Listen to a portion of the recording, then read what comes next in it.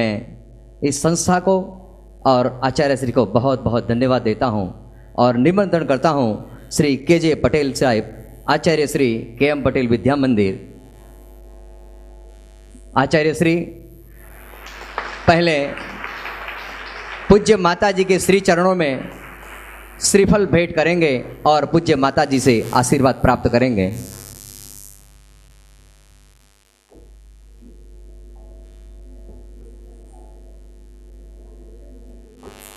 उदक चंदन तंदुल पुष्पकै चरु सदीप सदूप फलार्घ के धवल मंगल गानर मांकुले मम ग्रहे गुरुराज महं यजे। ओम ह्रीं परम पूज्य बाल योगिनी 105 शिवभूषणमती माता जी के श्री चरणों में अर्घम निरूपामि ते स्वाहा।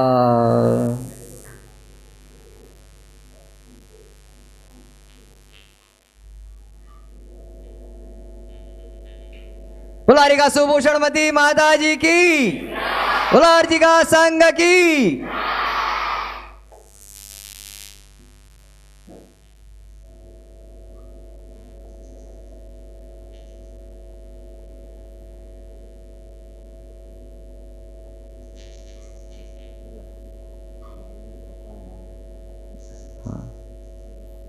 दिनेश भाई दोषी, मंत्री से दिगंबर जैन समाज लीडर।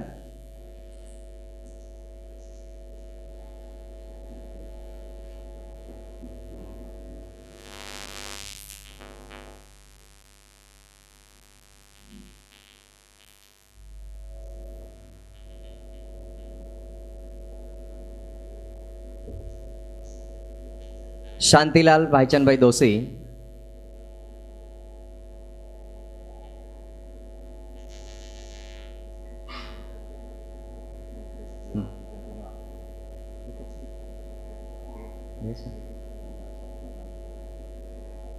महेंद्र भाई दोषी,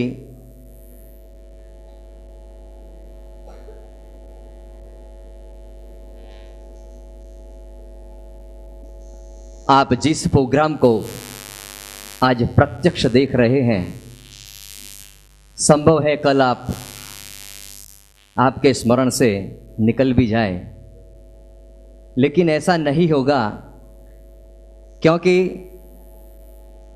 इन प्रवचनों को आप यदि बार बार भी सुनना और देखना चाहेंगे तो ऐसी सुंदर व्यवस्था, ऐसा पुण्य का लाभ आज लिया है संखेसरा मुकेश भाई उत्तमचंद ने। मैं निमंत्रण करना चाहूँगा इन्हें, पूज्य माता जी को श्रीफल भेंट करेंगे और आशीर्वाद प्राप्त करेंगे। आज की वीडियोग्राफी संखेसरा मुकेश भाई उत्तमचंद की ओर से है।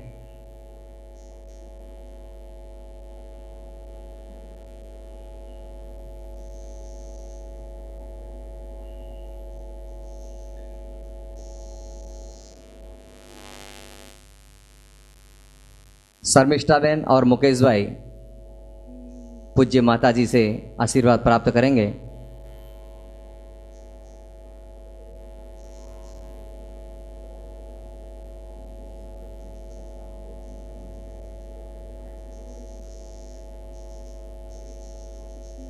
राजेंद्र भाई संखेसरा,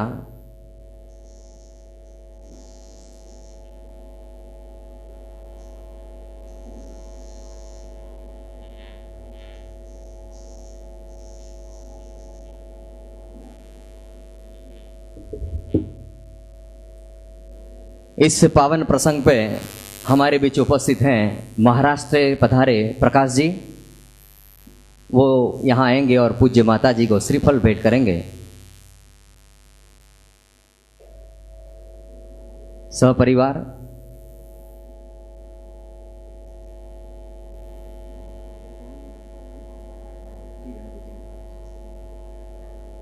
अब मैं निमंत्रण करना चाहूंगा किरण भाई पटेल साहब, आचार्य श्री के पटेल विद्या मंदिर, स्वागत प्रवचन के लिए।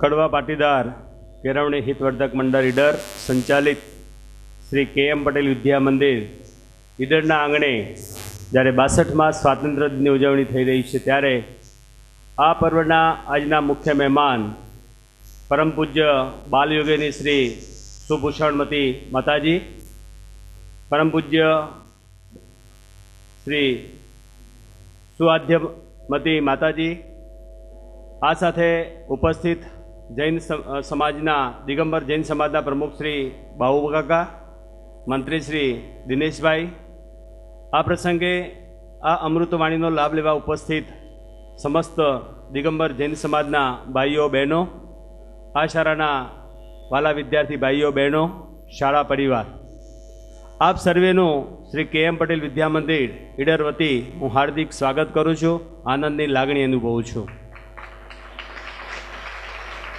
આ સંસ્થા સમગ્ર ઈડર તાલુકાના કડવી પાટીદાર સમાજની છે અને આ સમાજ 1967માં શરૂ થયેલી. ત્યારે એક સામાન્ય બીજ સમાન હતી, એ સંસ્થા આજે એક વટવૃક્ષ સમાન બની છે. આ સંસ્થામાં ધોરણ 5, 6, 7, 8, 9, 10, 11 અને 12ના 14 વર્ગો છે. એમાં 11, 12 વિજ્ઞાન પ્રવાહના 2 વર્ગો છે. આ સંસ્થા દિન પ્રતિદિન શૈક્ષણિક રીતે ખૂબ જ ઉત્તમ પ્રગતિ કરી રહી છે. એ આપના થકી છે, આપના આશીર્વાદ થકી છે. એ બદલ આપ સર્વેનો પણ હું ખૂબ ખૂબ આભાર માનું છું. આ પ્રસંગે ખાસ મારી સંસ્થાની એ વાત કરું કે આ સંસ્થા દર વર્ષે શૈક્ષણિક પ્રગતિ ખૂબ ઊંચી કરી રહી છે. ગત વર્ષના ધોરણ 10ના પરિણામની વાત કરું તો ગત વર્ષે અમારું શાળાનું SSCનું પરિણામ 84% હતું, જેમાં ધવલ પટેલ જે 94% મેળવી સમગ્ર ઈડર કેન્દ્રમાં પ્રથમ અને સમગ્ર જિલ્લામાં 3જો નંબરે રહ્યો હતો.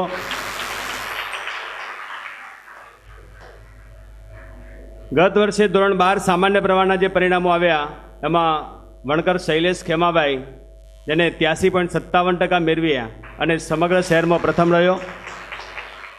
આ શાળાનું 12મા સામાન્ય પ્રવાહનું પરિણામ 99.15%, એટલે કે અમારો એક જ વિદ્યાર્થી નપાસ થયેલો. ગત વર્ષે વિજ્ઞાન પ્રવાહના પરિણામની વાત કરું તો ગત વર્ષે અમારી શાળાનું વિજ્ઞાન પ્રવાહનું પરિણામ 93% હતું, જેમાં અમારી શાળાનો પટેલ સારંગ રમેશભાઈ કે જેણે વિજ્ઞાનના વિષયોમાં ઈડર કેન્દ્રમાં પ્રથમ રહી શાળાનું નામ રોશન કરેલું. આ સંસ્થા દિન પ્રતિદિન શૈક્ષણિક પ્રગતિ તો કરી જ રહી છે. ગત વર્ષે કદાચ આપ પણ એના સાક્ષી છો કે સમગ્ર રાજ્યનો 40મો યુવા ઉત્સવ કે જે ક્યારેય આપણા સાબરકાંઠા જિલ્લામાં કોઈ સંસ્થા યોજ્યો નહોતો, એ કાર્યક્રમ ગયા વર્ષે આપણે ડિસેમ્બર મહિનાના 28, 29, 30 તારીખના રોજ આપણે ઈડર KM પટેલ વિદ્યા મંદિરમાં યોજ્યો અને એ પણ ધામધૂમથી, કે જેની અંદર 1200 કલાકારો 3 દિવસ સુધી ઈડરમાં રોકાયા હતા. એટલે અમારી સંસ્થા દિન પ્રતિદિન ઉત્તરોત્તર સારી પ્રગતિ કરી રહી છે. આજે અમને એ આનંદ છે કે આજના પવિત્ર પ્રસંગે માતાજી જ્યારે આ સંસ્થામાં ઉપસ્થિત છે અને આ હોલ હમણાં જ નવો બન્યો છે અને એનું ઉદ્ઘાટન કહીએ તો માતાજીના હસ્તે થયું છે. એટલે અમે તો એવું માનીએ કે અમારા પર માતાજીના અસીમ કૃપાથી અમે જે પરિણામો લાવીએ છીએ, જે શૈક્ષણિક પ્રગતિ કરીએ છીએ, એ ઉત્તરોત્તર સારી જ કરીશું, ઊંચામાં ઊંચી અમે પ્રગતિ પ્રાપ્ત કરીશું. એવા આજના પ્રસંગે માતાજી અમને આશીર્વાદ આપે એવી હું આશા રાખું છું. અસ્તુ. જય હિન્દ, જય ભારત.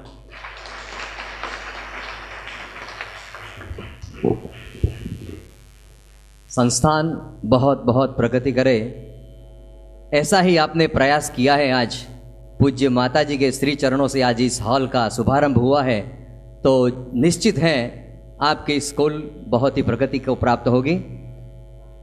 आज अब आगे इसी स्कूल के बच्चे एक नृत्य लेके आ रहे हैं. शब्द के बोल हैं, ए देश है वीर जवानों का, कुमारी जिनल, कुमारी धारा, कुमारी हिरल.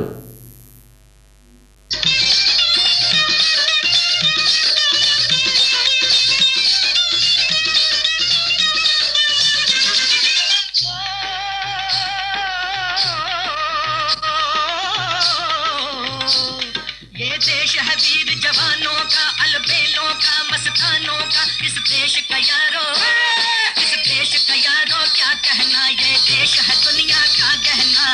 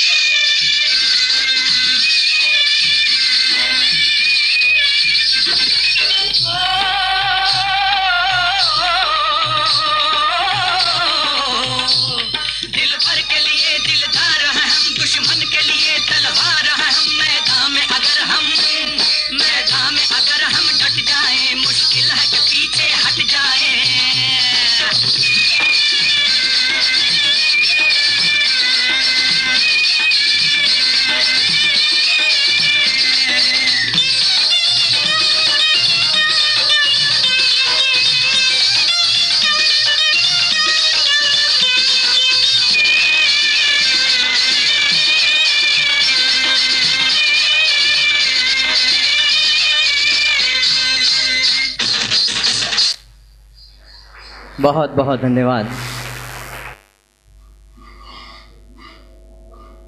संपूर्ण विश्व में महात्मा गांधी के जन्मदिन को विश्व अहिंसा दिवस के रूप में मनाने की घोषणा से एक बार फिर अहिंसा के सिद्धांत की महत्ता विश्व पटल पर रेखांकित हुई है। परंतु दुखद है कि संपूर्ण विश्व में वर्तमान में हो रही हिंसा, प्रतिहिंसा का जघन्य तांडव अनेक प्रश्नों को जन्म दे रहा है और अनेक आशंकाओं से आशंकित कर रहा है। कहते हैं आहार से हमारी मानसिकता का गहरा संबंध है। एक प्राचीन उक्ति है, जैसा खावे अन्न वैसा होवे मन। भारतवर्ष सदैव से अहिंसा और शाकाहारी जीवन शैली के लिए जगत विख्यात रहा है। परंतु दुखद है कि स्वतंत्रता प्राप्ति के पश्चात हमारी अपनी ही सरकारों ने सदियों से चली आ रही इस संस्कृति की धरोहर के बहुआयामी अवदानों को अनदेखा कर दिया और तात्कालिक लाभ और लोभ में फंसकर भारतवर्ष के वर्तमान और भविष्य दोनों को दांव पर लगा दिया है। जिन्होंने अहिंसा और सत्य को अपना शस्त्र बनाकर हमें अंग्रेज शासन से मुक्त कराना चाहा और मुक्त कराया। भारत में वैसे शासन तो पहले श्री राम का और कृष्ण का भी था, वह आदर्श शासन का था। प्रश्न होता है आज के शासक इतने भ्रष्ट क्यों हैं? सत्ता और शक्ति यूं ही किसी को सीधे साधे नहीं मिलती। पहले की सत्ता और आज की सत्ता में इतना ही फर्क है कि पहले की सत्ता ऋषि मुनियों द्वारा नंगे पैर चलकर कठिन तपस्या से मिलती थी। अब यह बात नहीं है। इसलिए आज सत्ता व राजनीति सभी समस्याओं का कारण बन गई है। इन समस्याओं को सुलझाने के लिए आज जरूरत है राष्ट्रीय चेतना की। हमारी राष्ट्रीय चेतना को उजागर करने आज पूज्य आर्यिका रत्न बाल योगिनी श्री शिवभूषणमती माता जी हमारे प्रत्यक्ष विराजमान हैं। आइए चलते हैं पूज्य शिवभूषणमती माता जी के श्री चरणों में निवेदन करते हुए कि पूज्य माता जी अपने ओजस्वी वाणी से हमें लाभान्वित करे। पूज्य माता जी के श्री चरणों में बंदा में बंदा में बंदा।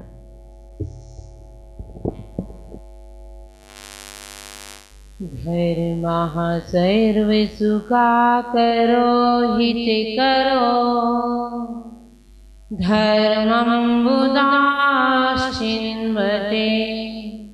धर्मेणैव समाप्यते शिवसुखम् धर्माय तस्मै नमः।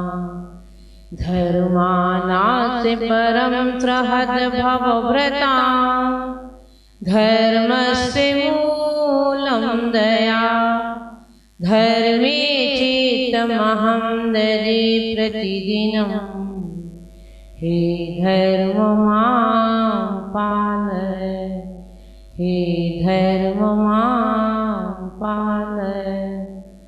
बोलिए अहिंसामय विश्व धर्म की, बोलिए वीतराग भगवान की। चारित्र चक्रवर्ती आचार्य श्री शांति सागर जी महाराज के, परम पूज्य वर्तमान पट्टाचार्य संत श्रोमणी गुरुदेव आचार्य अभिनंदन सागर जी महाराज के, परम पूज्य परमोपकारी दीक्षादाता गुरुवर दया सागर जी महाराज के।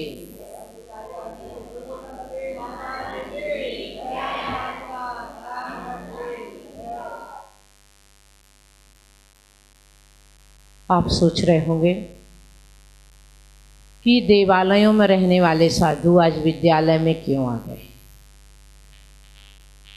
मंदिरों में रहने वाले साधु आज विद्या मंदिर में क्यों आ गए। वास्तव में वर्तमान की आवश्यकता है।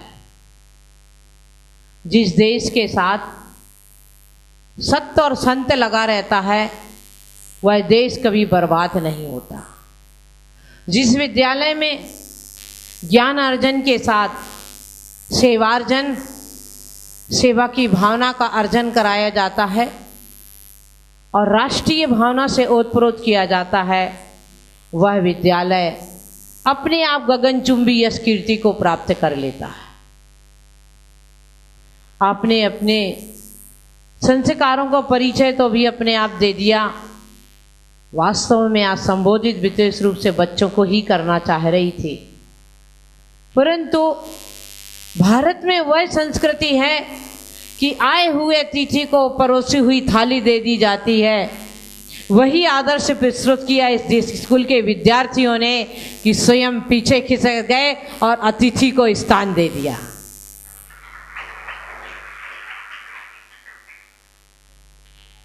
आप सोच रहे होंगे या सोच सकते हैं कि साधुओं को तो उन्हें संबोधित करना चाहिए जो साधना के इच्छुक हैं, साधु हमें क्यों संबोधित कर रहा है?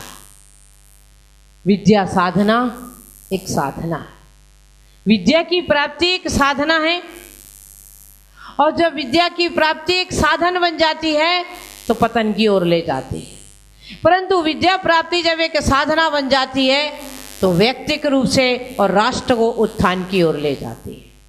मैं आज इस देश के भविष्य, इस देश की रीढ़ की हड्डी, देश का सुंदर सुनहरा भविष्य जो स्कूलों में बसता है, स्कूलों से निर्मित होता है, मैं वास्तव में ये जो आगे जो बैठे मैं उनको संबोधित नहीं कर रही, मैं संबोधित उन्हें कर रही हूँ।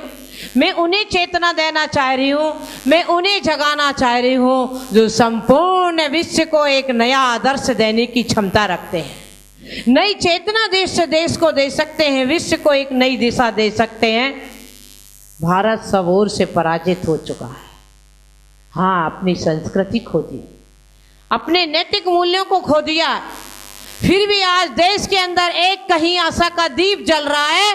तो इस देश के इन विद्यार्थियों में कि ये देश को फिर एक नई चेतना देंगे, इसलिए मैंने इनको संबोधना बंद कर दिया और इनको संबोधने का विचार किया।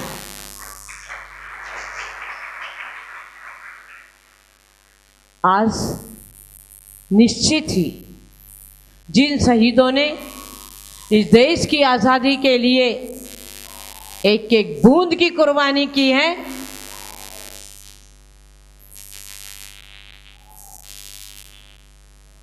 उन शहीदों की आंखों में एक आंख में आंसू होंगे और एक आंख में मुस्कान होगी, मुस्कुराहट होगी। आज देश को आजाद हुए 61 वर्ष पूरा होके 62वां वर्ष का प्रारंभ हो रहा है। इस मातृभूमि की छाती पर तिरंगा झंडा फहरा रहा है, इसलिए एक आंख से मुस्कुराहट होगी, परंतु वही दूसरी आंख में 8-8 आंसू निकल रहे होंगे कि हमने तो देश आजाद करके दिया था, परंतु हम टटोलते कि देश फिर से बहुत परतंत्र हो गया। देश परतंत्र हो गया है जातीय राजनीति से, देश परतंत्र हो गया है दलगत राजनीति से, देश परतंत्र हो गया स्वार्थ की राजनीति से, और निश्चित उन शहीदी की आंखों से एक आंखों से आंसू बह रहे हैं, और इस आंख में जो आंसू बह रहे हैं उन्हें पोंछ सकते हैं तो ये विद्यार्थी, कि जिन शहीदों ने जो ख्वाब जो स्वप्न देखा था कि देश आजाद होने के बाद हमारी वही भारतीय संस्कृति, वही मानव मूल्यों का पुनः स्थापन होगा, आज वह स्वप्न द्रोहित हो गया और आज वह हमारे लिए प्रश्न चिन्ह बन के खड़ा है। प्रत्येक माँ जब बच्चे को अपनी गोद में खिलाती है, स्तनपान कराती है, तो वह एक गौरव की बात कहती कि बेटा तू पटेल जाति में पैदा हुआ, तू जैन जाति में पैदा हुआ। मुस्लिम की माँ कहती तू मुस्लिम धर्म में पैदा हुआ है, इस धर्म के लिए मर मिट जाना। पर कोई बिरली माँ होती जो ये कहती कि तू उसने भारत देश में जन्म लिया है, इस भारत की अस्मिता को बचा के रखना। आज आवश्यकता मुझे ऐसी ही माँ की है जो राष्ट्रीयता की भावना अपने बच्चे में भर दे। जिस देश में राष्ट्रीय भावना बच्चों में होती है वह देश कभी लूला लंगड़ा नहीं होता, अपंग नहीं होता। आज राष्ट्रीयता का जो आजादी का जो इंसान है उसके पैर में पोलियो लग गया, पैर में पोलियो हो गया। आजाद तो है, चल तो रहा है, परंतु पैर को घसीट रहा है। आजादी के 61 वर्ष पूर्ण करने के बाद भी अंदर से टटोल के देखो, क्या हम आजाद हैं क्या? याद होगा आपको, जब देश की आज़ादी का जश्न मनाया जा रहा था तब देश के किसी सेवक ने कहा था कि अभी हमने राजनीतिक स्वतंत्रता को तो पा लिया परंतु आर्थिक स्वतंत्रता पानी है। परंतु मैं आज आपको कहूं कि आपने कुछ अरसों में आर्थिक स्वतंत्रता भी पा ली है, परंतु नैतिकता को आपने इतना गिरवी रख दिया है, संस्कृति को आपने इतना गिरवी रख दिया है कि आज आप भारतीय कहलाने में शर्माते हैं। आज आपको दीवालों पर लिखना पड़ता है, स्लोगन लिखना पड़ रहे हैं कि गौरव से कहो हम भारतीय हैं। क्यों ये हमें स्लोगन लिखने पड़ रहे हैं? इसका अर्थ है कि कहीं ना कहीं हमने राष्ट्रीयता को खोया है और फिर आपको जगाना पड़ रहा है। जब राष्ट्रीयता की भावना अंदर होती है तो मनुष्य, चाहे वह मजहब हो, चाहे परिवार हो, व्यक्तिगत स्वार्थों को भी तिलांजलि दे देता है। आज हमारी सोच कितनी हो गई है कि मैं सुखी रहूं, मेरा परिवार सुखी रहे और मेरे पड़ोसी सुखी रहें, इतनी भी भावना अब नहीं रही। जिस देश में, जिस इंसान के अंदर ये भावना रहती है कि मैं नहीं, संपूर्ण राष्ट्र सुखी रहे। इसीलिए एक जैनाचार्य पूज्यपाद स्वामी हो गए, उन्होंने जिस समय शांति भक्ति लिखी, उस शांति भक्ति में कहीं नहीं लिखा कि जैनियों को शांति मिले। उन्होंने यही शंखनाद किया है, देशस्य राष्ट्रस्य पुरस्य राज्ञा करोतु शांतिम भगवान चिनेन्द्र। संपूर्ण विश्व के सबसे पहले किसे याद किया? देशस्य राष्ट्र, देश में और राष्ट्र में शांति हो। क्यों? जब तक देश में और राष्ट्र में शांति नहीं होगी, ना तो मन में शांति हो सकती, ना परिवार में शांति हो सकती है, ना मंदिरों में ईश्वर भक्ति हो सकती है। वहां भी मन अकुलित रहेगा, भयभीत रहेगा। तो यदि सबसे पहले हमारा कर्तव्य होता है कि हम राष्ट्रीय भावना से ओतप्रोत हों, राष्ट्रीय धर्म भी हमारा श्रेष्ठ धर्म होना चाहिए। राष्ट्र धर्म जो जाति से ऊपर होता है, परिवार से ऊपर होता है, हमारे तुच्छ स्वार्थों से हमें ऊपर उठा देता है। और हमारी भारतीय संस्कृति